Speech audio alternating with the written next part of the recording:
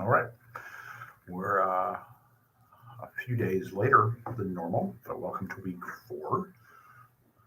I would point out that a couple times I posted before the start of the week, so I think in total days I'm right on time. Apologize though, just like you guys, sometimes the the real world takes over and time flies. So I cannot believe this is only going up on Wednesday, but here's what we got. And fortunately, this is a pretty straightforward week.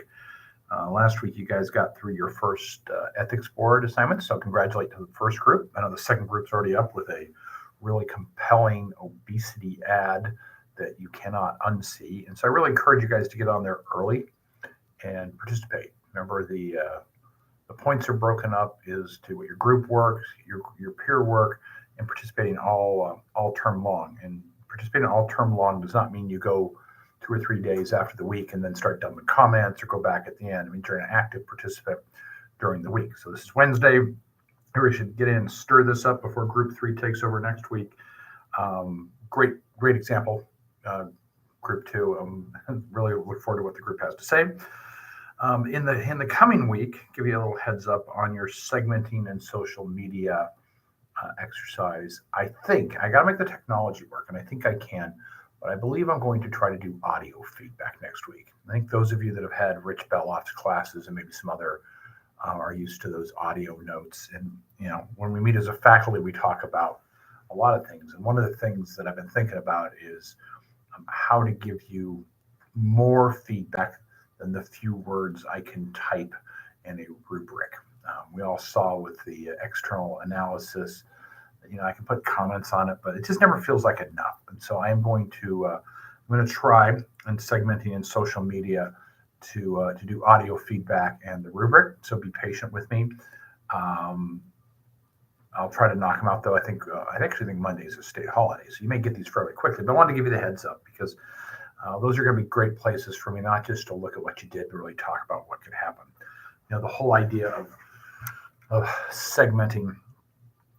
So first of all, we were segmenting long before we had social and digital media, but social and digital media is like a segmenter's dream, right? Because there's so many tools in the tool belt to talk to your audience.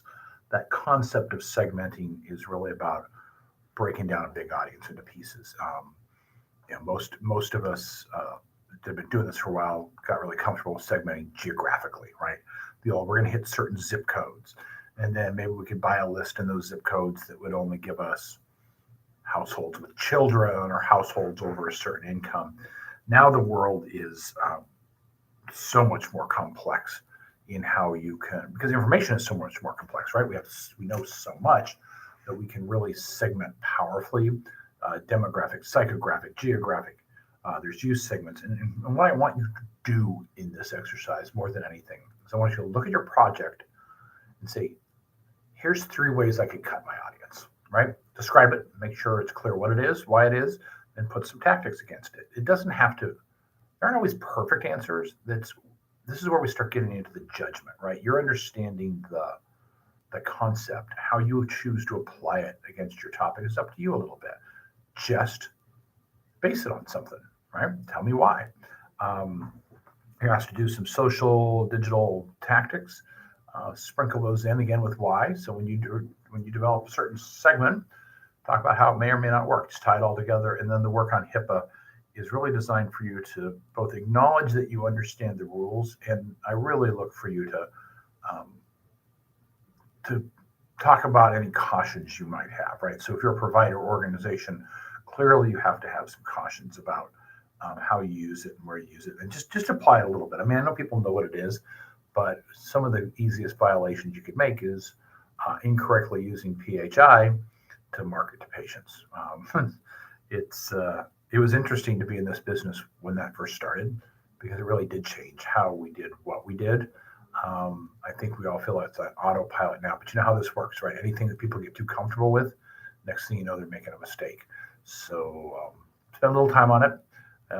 Look forward to seeing your thoughts. You're also going to do an elevator pitch this week, and I know I have a talk up about performing in brief format. The one thing I'm going to tell you about the elevator pitch is don't read to me, right? If you were caught literally in the elevator by your boss who said, tell me what you're working on, which is the set up to this, you wouldn't have notes. So don't do it. I need you to just do like this. I mean, my notes here here's the 5 things I want to make sure I talk about, but I'm not reading a script to you. When you don't read off your notes, you can connect. You can be a little more sincere. You have to get a different pace. When you record this thing, make it a conversation. If you need to use the name of somebody, use it. So, thanks for asking, Andy. Let me tell you what's going on.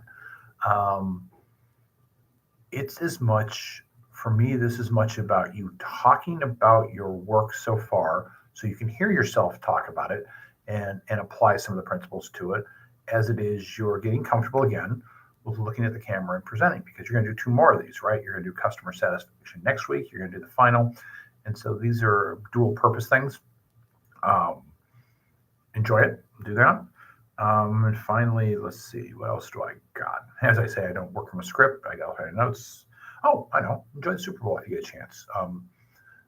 I don't do it anymore because they look down upon extra credit. But I used to offer give me your favorite Super Bowl and add in the 4 Ps, and I'd give you extra points. What I'll tell you is, hopefully, so far this course, I have ruined advertising for you forever.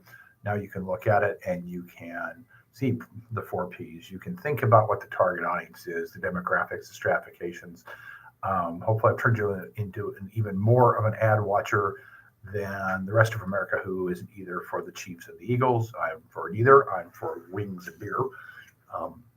So I hope you can finish this stuff up, enjoy it, because it is one of the great spectacles of marketing and of sports.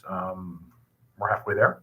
So technically, we've gotten to the top of the hill, right? It'll all be downhill from here. If you're having problems with anything, let me know. But by and large, I think most of you are doing great. I mean, I look today, I have to do a mid-term report about students in trouble. None of you are in trouble. It looks good. You've been patient. I appreciate all your feedback on little breaks you find in the course. A special shout out to one of you who found out that I had loaded half the content on Monday. Fixed that and fixed it for next week too. So really appreciate it. Hope you guys are enjoying it. Let me know how I can help, and we'll talk to you probably literally on Monday with audio feedback to this week's activities. All right, thanks.